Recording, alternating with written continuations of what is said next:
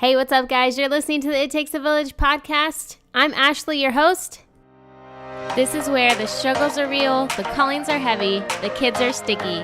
We come together because it takes a village, and this is your tribe.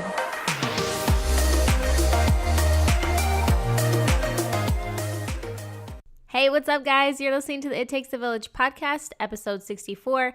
And today, this episode is for all you moms out there who are working the 9 to 5, or maybe you don't have a job currently, and you would really want something that keeps you at home so you can balance better work and mom life. Or maybe you just are tired of your job, you're looking for something new, and being that working stay-at-home mom idea really appeals to you, but you don't know where to start. Today, I'm hanging out with Micala Quinn, and she is going to share with us some ideas on how we can jumpstart that freelancing career, and also how she took her skills from being an English teacher to being a virtual assistant. And this episode is super, super helpful. I can't wait for you to hear all the tips that she has. Let's get to it. Hey, Michaela, I am super excited to have you on the podcast. I'm really glad that we got to connect, and I feel like what you have, the knowledge that you have, the experience that you have in going from a 9 to 5 to not is something that I really want to talk about your journey there, because a lot of the skills that you've learned and what you teach women today, I feel like will be really powerful for a lot of these moms who are listening, that really just fill the pool of yes, I went into the workplace totally wanting to do this 9 to 5, but now I really feel the pull home.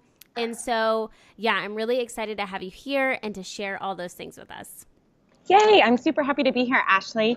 And so I'll just kind of go ahead and get started. I love how your podcast, as we were talking and brainstorming topics, you mentioned that you guys focus on, the different struggles that we as women and mothers and wives, experience. Mm-hmm. And so we don't have to feel that isolation in our journey. And my story kind of starts out, or my journey from 9 to 5 to not starts out with me feeling completely isolated. I was pregnant with my daughter, and I don't know if this is just like a Kansas City thing or if this is an everywhere thing, but I felt like everyone had an opinion on what I should do when my daughter's born. Are you going back to work? Are you staying home? And for me, staying home wasn't really an option. Mm-hmm. I was a teacher in my 9 to 5, so it wasn't a ton of money, but it was still money that we needed. Mm-hmm. And so I would get all these questions of, are you going to stay home? And I felt like a failure that I couldn't. And I really wanted to be able to do that, I thought. And I couldn't, so I just was bitter for a while. Anyways, my daughter was born, and then dropping her off at daycare was awful. Yeah. I really, really wanted to be with her all day and, experience those ordinary moments, extra snuggles in the morning, putting her down for her naps, taking her to the park, taking her to, all the mommy and me activities out there. And it just wasn't a possibility. And so I started searching and, looking online how to become a work from home mom, how to be a stay-at-home mom, live on one income. And everything that I found was just like a dead end. There really weren't a lot of options, or at least a lot of options that I knew about. And it just, for about a year, I couldn't find anything. And just my anger kind of started to turn into resentment towards, my job, my husband, myself. And I don't know what happened, but finally one day I just realized, okay, there's got to be something out there, and I'm going to figure it out. Yeah. And it's so hard. It's so frustrating, because I remember being in that place too of, so many things that you said just resonated with me. So first off, the immediate, it's like as soon as you pop out your baby, everybody's like, well, what are you going to do? And then you're like, oh my gosh, sometimes, we have the ability to stay home, and so we do. But then there's a lot of us who we would love to stay home, but financially we just can't. And so then when people ask us that, like, we feel kind of like you said, like a failure and judged, and like some of us don't have a choice. And so I just feel like it's a hard thing. It's it's so judgmental. And even though actually on the other side too, like if I would have been in a place and I really loved my job and wanted to work, like I know there's moms that feel judged that they choose that choice to work. And it's just such a hard decision to tackle. And it seems like it's such a black and white, like you can either only be a working mom or you can be a stay-at-home mom. And I wanted to find this like perfect balance of both. Yeah, that totally makes sense. And then another thing that you had said was like, just like you felt like you were finding a dead end when you were looking. And like I was saying, I felt like I was the same when I first had my kiddos. I felt that same pull to want to be home. And then also, with the expenses of childcare, sometimes it just doesn't make sense. You're like working to pay for the childcare. And, when you Google like work at home or stay at home jobs, or it's like so overwhelming and so like confusing. So what I want to ask you is, how did you start your journey, or let me first ask you this. How did you transition from, okay, I want to, I feel this pull, and you were a high school English teacher at the time, am I right? Yes, correct. Okay, so then how did you then like start to transition to, I feel this pull, what do I do with this? Yeah, so talking to my husband, I told him the next school year I was going to go part-time. And my days that I was home, I was going to dedicate to finding a work-from-home job. Yeah. And so I started telling everyone, like anyone who would listen, I want to work from home. And, they would give their suggestions. But finally, I told the right person, and she told me about being a virtual assistant. And at first that was really scary to me. I'm like, I have no business experience. I've never worked as an assistant in my life. But I started looking more into it and kind of seeing what are the skills and tasks that people who are hiring virtual assistants need. And I started to see how my skills and experience as a teacher actually led to a really effective virtual assistant. Yeah. And I got my first client, and then, a second, and then a third. And then at this point, I didn't even realize it was really an industry, there was this online business world. I just thought this was really cool, and I was the only one working like this. Yeah. And then I found that there's these huge communities online of online business owners, of a lot of moms have their own businesses, and to run a successful and thriving online business, a lot of these business owners need virtual support. Yeah. And I think that's something that we don't realize, is that for every like social media influencer that you see on Instagram, or all these moms who have, even MLM businesses, or like, I think that just working with other moms, and I feel like it's scary to ask them like, hey, this is something that I need help with. Or this is something that I could possibly do for you. Do you need help with that? And then I think just getting over the fear of them saying no, because that's the worst that could happen, is them saying no. Exactly. Oh my gosh, that is so true. But that, it is a big deal to put yourself out there. Yeah. And just kind of start telling people. But once you do, like the first time you do, it's terrifying. But the second time, it's a little less terrifying, and until it just becomes kind of natural. So when you've been home and you're like the CEO of Changing Blowouts, and like how do you, because I know that moms are like, okay, this sounds great, but like, how do I figure out what I would be good at? Because even as you said, virtual assistant, I was like, I couldn't do that. Like, that was my immediate thought, was I could never do that. Like, I don't even know what that would entail. So how do we as moms figure out what we would be good at in the kind of freelancing work from home space? Well, there's tons of options. And I don't know if your listeners know, do you care if I kind of say some of like my top favorite, different job titles you could take as a virtual No, that would be assistant? super helpful. Okay.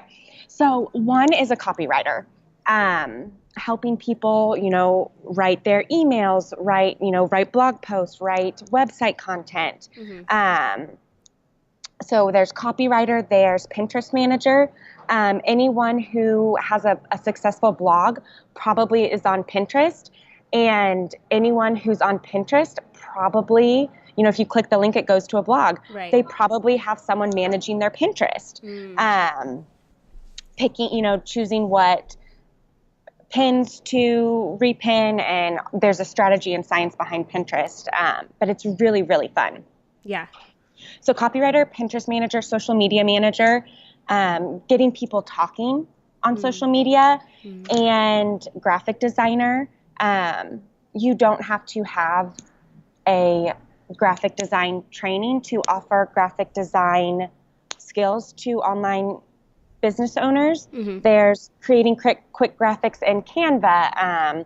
If a lot of moms make their own invitations or, Christmas cards, and taking those same skills, you can sell those online to other businesses. And then a virtual assistant is another, and virtual assistant is just very general. It covers anything an admin assistant would do. But it's actually a really great place to start because you get a lot of knowledge about a lot of different things. Yeah. So what are some examples of ways that moms can like get their toes wet to kind of gain experience or feel like they're prepared for these things that they aren't quote unquote like qualified for? Right. So I think it makes the most sense to kind of look at your past job experience and your talents, even if it's not related to a job you had. What do people come to you for? What are your skills? What kind of do your friends, your family come to you for help with? And also look at your past job experience. What were the different tasks you had with that job? What did you love doing? What were you really skilled at doing? And then kind of looking at, I have a brainstorming guide, and looking at the different avenues in different industries you can go into in freelancing, and picking something that you feel strong in. So for me, I can kind of share how that worked from my teaching degree to actually being an awesome virtual assistant. As a teacher, one of my biggest responsibilities as an English teacher was discussions and getting kids started in conversations on literature. I taught really old literature, so like Macbeth and the Odyssey and Oedipus, Antigone, Beowulf, all the ancient stuff. And one of my biggest skills as a teacher was getting kids to talk about Beowulf. You needed to be my English teacher. Did you read Beowulf? Yeah, we had to read all those. I couldn't tell you if I actually read it or if I did Cliff's notes. But yeah, like I think, I didn't have an English teacher that was very like made it fun and like, so I think that we probably could have used you. Well, but that's all that. So one of my jobs as a virtual assistant was managing this woman's Facebook group and getting people to talk. So I could take the same skills that I used as an English teacher, getting kids to talk about Beowulf, to this lady was a business coach and getting people to talk about their business. And so really what that looked like was you just going into the group and engaging in the conversations or like commenting on people's things to like get people talking. Yeah. Creating kind of like the themes and the topics. And then, when people would comment and participate, go in and, continue the conversation. Don't just, let it die or end. Right. So that's really interesting because, like half of us are on Facebook as it is, Exactly. and so, yeah, I think that we kind of don't realize the opportunities now because, when we grew up, we just saw how our mom and dads like picked from these like set career paths, and it was like, nothing was, so, internet savvy or like media, like this wasn't a thing when we were growing up. And so like now it's very odd for us to think of these options as a career, because we didn't realize that they exist. I mean, Yeah, getting paid to hang out in a Facebook group is not something that you could imagine doing when, your parents were saying, you have to go to college or you don't get a job. exactly.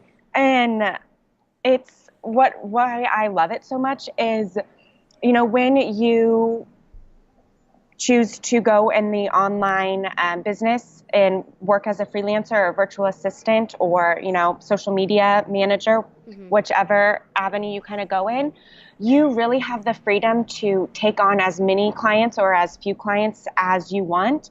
So you can create this career that fits your family's needs. Yeah.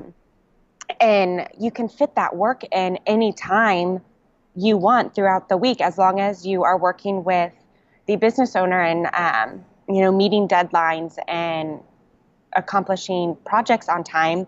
You can work during nap time. Yeah. 2 hours a day, or you can work during nap time and after the kids go to bed. Mm-hmm.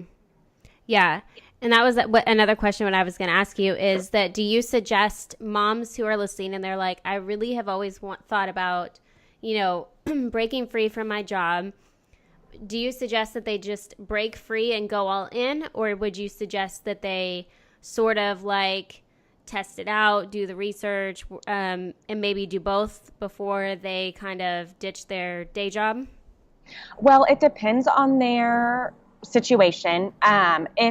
If your family relies on your income, I would suggest slowly building your business on the side and not just jumping from one career to the next, because it does take a little bit of time to build up for some. But if you are in a 9 to 5, I would definitely suggest looking into it and start building slowly on the side. That's how I did it. I went part-time and slowly started adding on clients until I was making more than my full-time teaching salary and about 20 hours a week. Yeah. So you're like, I'm out. That's It was awesome. an easy working. Oh gosh, as a teacher, I probably worked 60 plus hours. Oh, yeah. And I can make more than that in 20 hours from home whenever I wanted. It was a no-brainer. Yeah. What was your biggest obstacle moving from like a traditional 9 to 5 to freelancing? Oh gosh, probably time management. Doing, working from home where I wanted to be home and be the main caregiver for my children, I tried to really create a schedule where I only worked when the kids were sleeping. Yeah. So just looking at, I call it like mapping out your time. So I mapped out what I'm typically doing every hour of the day and then kind of did a little makeover on my time to add in different work blocks in there. So I can add 3 work blocks, or actually 4 work blocks into my day. I wake up and work 5 a.m. to 7 a.m. Nap time, typically 1 to 3. And then if I need it, after the kids go to bed around 7:30 to 9:30. And then if it's a really, really busy week, I can also take the kids to the gym and drop them off at the daycare and go work in the cafe there. So that if I needed it for 2-hour chunks, that's 8 hours a day, I could work. But I tried to keep it at just 2 chunks. Yeah. And I think that's a lot of the things that moms, think about or consider when they're thinking of possibly working from home is like, hey, I have these kids running around. Not all my kids are in school. What do I do? Right. Yeah. And so I think that I know that some moms even like work while they have their kids, like, and I just think whatever like works for you, and not feeling guilty about, them playing near, like if they're playing with Legos or playing with blocks and you're on your laptop. I think like you said, the biggest thing is mapping out, so that way we're not wasting your time, because I know that Facebook can be like a real like black hole. Suck. Yes. Like you get on there to do one thing, and then an hour later you're like, oh my gosh, what was I doing? What was I doing? I didn't get anything done. Exactly. Yeah. And, when you do choose to, I do that a lot. I work when my kids are playing right by me. To me, that is just such a good example to my daughter of showing her that she can do anything. Yeah. And I listen to a lot of podcasts, and she loves them too. Well, I don't know if she loves them, but she recognizes them. And it's like, oh, it's this podcast. And she'll get her fake laptop out and be like, I'm working like mommy. And it's just so fun to kind of grow up watching her see that it's okay to love work and to love your job. Mm-hmm. And because I kind of grew up where it's like, you have to go to work and it's just what you do and you have to. And it was kind of a negative feeling. So what would be a mom's first steps in regards to getting the word out that they've decided to, do this freelancing work or doing whatever it is that they decide to do from home? What would be their first steps in getting that word out? I would start telling family and friends, if you, like you kind of mentioned, just telling people that mm-hmm. Hey, I'm looking at starting to offer social media services. I know that you have X business. Is there any area that I can help you with? And start using the connections you already have. And I think that you had mentioned this. I listened to another podcast episode where you were speaking and you gave some awesome information, which I will link for other people if they want to hear more. But it was that you had said you had a client, or you had somebody that you were coaching, like how to, in the freelancing space, and that she had offered some work for free, and then it actually turned into, snowballed into this thing that is now her business. Oh, yeah. So one of the girls that's in my program, she started actually offering me to take over my Pinterest. And she wanted to learn it. And so she was like, I just want to play with yours. And so I was like, okay, of course. Yeah. She's taking time off of your hands, and you're like, sure. Of course, learn it. And so I used to manage Pinterest for people. So I helped coach her a little bit on how to do the strategy part. Mm-hmm. But then she just did her own research and learning and, educating herself, and really has become kind of a go-to Pinterest expert in 3 to 4 months. Wow. In the online community. And her background's actually in finance. And she's almost ready to quit her job, but that's awesome. It started with offering it for free, learning it, which really gave her the confidence to go out there and pitch other people. Mm-hmm. She created packages and, a Facebook business page, and just started helping people in the online communities, and answering someone's question in a Facebook group can turn into someone hiring you. And that's kind of the method that I teach the moms in my course, or one of the methods I teach them on how to build their client and their client roster and get booked out, is by just building relationships and helping people. Yeah. Do you ever advise women to listen to certain podcasts or read certain books that you feel have really helped you, that you think will help them? It kind of depends on what avenue you want to go in. Mm-hmm. Honestly, a really great place to start, if you are you're listening and you're like, this sounds interesting, I would go to Pinterest. And I can give you this. My Pinterest, I've kind of curated this resource library of different work from home avenues within freelancing that moms could pursue. Yeah. And if you want to get into social media marketing, go to the social media board and start reading some of those blogs. Or if you want to get into Pinterest, I have a Pinterest board, go and read some of the blogs about Pinterest. But a good book that I read that's just taught me so much about online business is .com Secrets by Russell Brunson. Mm-hmm. And it goes through the whole like sales funnel and marketing process that online business owners need help with. Yeah. I haven't heard of that book, but that is something that now I feel like I need to check out. It's good. Is it good? Oh. It's good. Okay. And then also... It breaks sales funnels down for like the dummy version. Okay, that's what I need. Funny.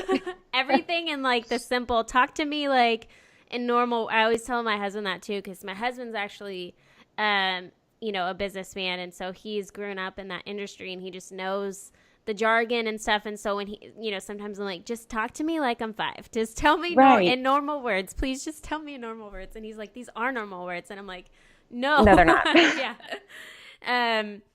But yeah, so, okay, on the flip side, how has freelancing, going into freelancing changed you as a person, a wife?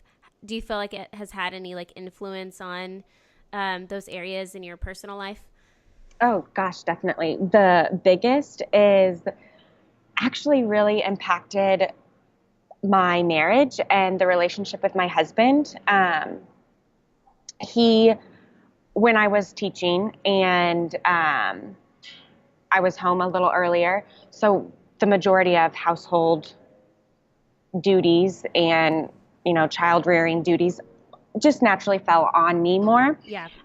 He had a more demanding job than I did. And especially when I was building my business on the side, he had to take over more. And like, I don't think the man ever did laundry before I started freelancing. And so he just got a bigger role in our family. And it was really good for me to not have to do all of that. So we're more like a equal team partnership now. And, it's so, yeah, it's so funny how like, cause we've felt the same thing too. As like my husband and I have gotten into sort of doing our own thing now in this space of where like there's not really like a time frame. Sometimes I'm recording at night and sometimes, he has a meeting at night or whatever. But like, is that I feel like we put it on ourselves to do all the things. And then we're afraid to ask for help, or we like things just so, and so we don't ask for help, but like we could really use the help, and then I felt like this really forced me out of that comfort zone of, it's okay if he does it. It's okay if he doesn't do it the way that I do it, and then it also like freed him up to be like more involved, because we assume that they don't initially just like get in there. But I think that we're kind of intimidating. And so they just like, are like, I'll stay out of this. And I think that that's the neat thing is, just how it kind of naturally made them, like kind of get in there more and it not be like this. I don't know. It's just neat.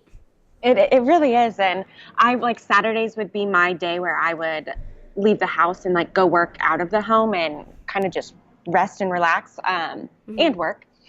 And so he would be at home for a long period of times with the kids, and I would come back and he would just have such a greater understanding and an appreciation for what I'm doing all week. Yeah. Yep. You're like, exactly.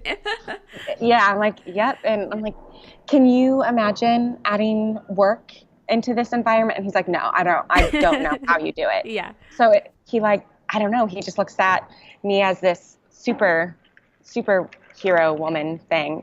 And you're like, yes, I am. Yes, it's true.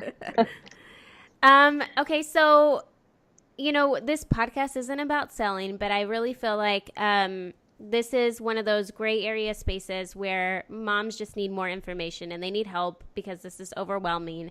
And so I want to ask you, how do you help women in this space? What are the services that you offer in case somebody's listening because that's what I'm all about. I really want to help everybody. I don't want them to leave this podcast being like, I really feel like this is me, but I don't know what to do or who to like ask for help.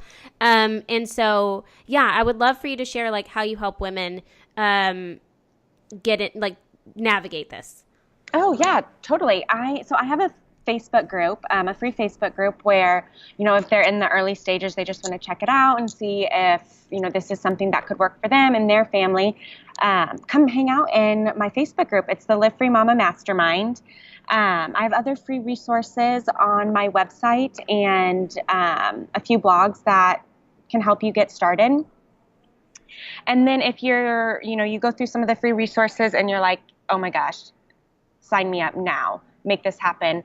I have a course that walks through kind of step by step all the things you need to do to build up your business, from, developing your branding, figuring out your packages and your pricing, developing your ideal client, to setting up like, your web presence, your marketing, and then, like figuring out your strategy to find clients, all the way to the systems and, setup you need for your business. Yeah. So it really includes like everything you need.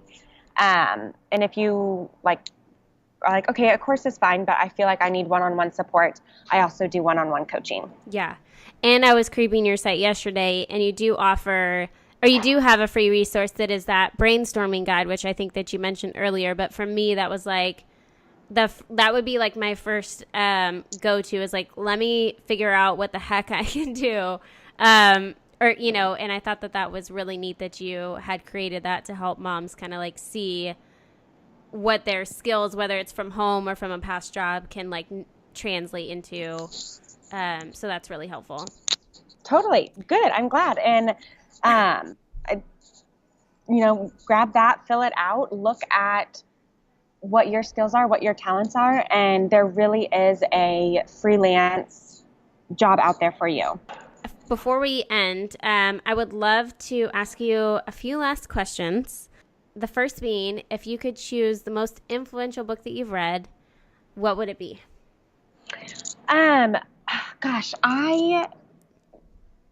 That question is always so hard for me. And it's always going to be like the book that I'm currently reading, because if I don't like a book, I'm not going to finish it. Right.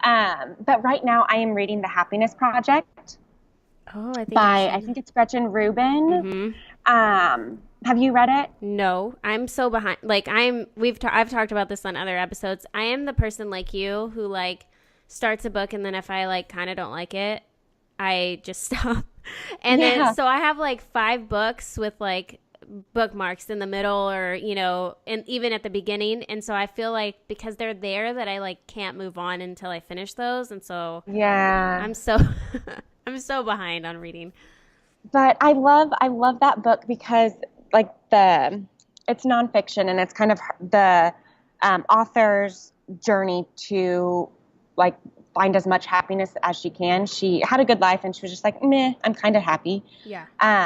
And so I just love it. It's kind of like actionable, like mindset shifts and steps that you can take to, really live a full, happy life. And it reminds me of Trolls. My daughter's obsessed with that movie. Yeah. Still, I know, like Trolls is what? So like 3 years ago?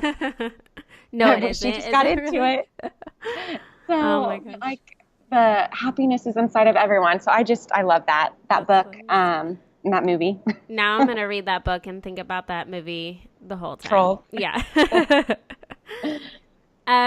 What is your favorite form of self-care? Like, what do you do that really gives you life and fills you up? Long hot baths. Yeah.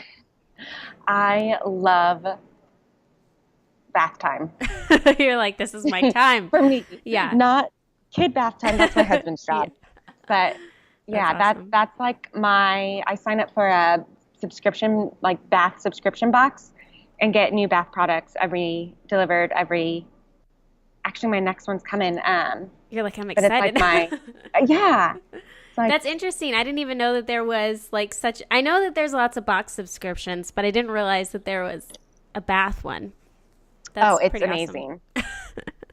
It gives you an excuse. You're like, oh, I got all these new things. I have to try them out, dear. Like, yep. I'll be back. Once a week, it's like my relax, de-stress. No one bugs me. That's nice. If you could empower women in one way, what would it be? I would empower women in themselves and go out and make their dreams come true. And you are helping them do that. It's fun. I love it. I love it.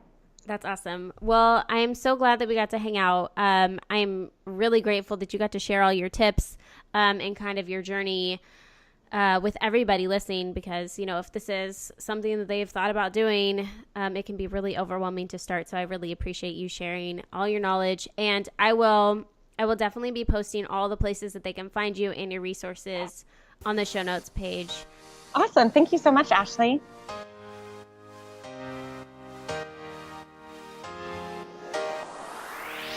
Hey guys, hope that was helpful for you. Make sure you go to ittakesavillagepodcast.com to find the show notes page for this episode and all the resources that we were talking about during the episode.